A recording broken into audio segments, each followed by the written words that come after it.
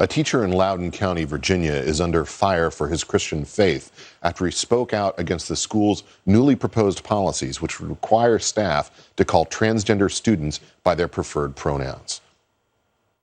We condemn school policies like 80-40 and 80-35 because it will damage children, defile the holy image of God. I love all of my students, but I will never lie to them regardless of the consequences.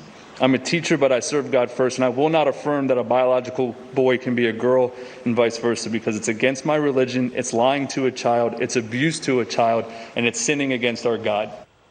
2 days after making that statement, Byron Tanner Cross was placed on administrative leave. His beliefs didn't matter. His right to free speech didn't matter. All that mattered was what the mob wanted him out. Joining me now is Republican Virginia gubernatorial candidate running against critical race theory, Glenn Youngkin. Glenn, thanks so much for taking the time to join me tonight.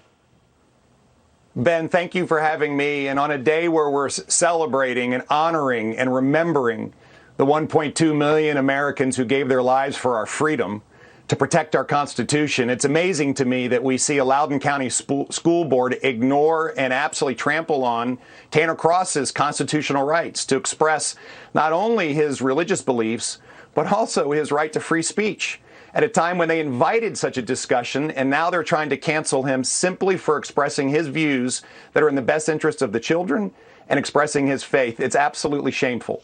Glenn, I don't know you well, but I do want to say that you come at a moment here in which the Republican Party is really at odds with itself over how to deal with these culture war issues. You've heard from various voices who really want to back away from them. They feel like things got too hot under the last 4 years or something like that. But then you also hear from voices like you saw here in Loudoun County, a place that I lived for most of my life, where they understand that if you walk away from this, you leave the field to the left. What kind of confidence can you give to Virginia voters that if you're elected as governor of the state, of the Commonwealth, that you will be someone who stands up on these culture war issues, as opposed to being a Republican who would rather just talk about businesses and capital gains taxes and all the other things that economic Republicans tend to stress? Well, Ben, what we're seeing right here, right now in Loudoun County is the liberal left waging a cultural war, and the victims are our children. And who's standing up for them? Not the politicians, but in fact, parents and teachers.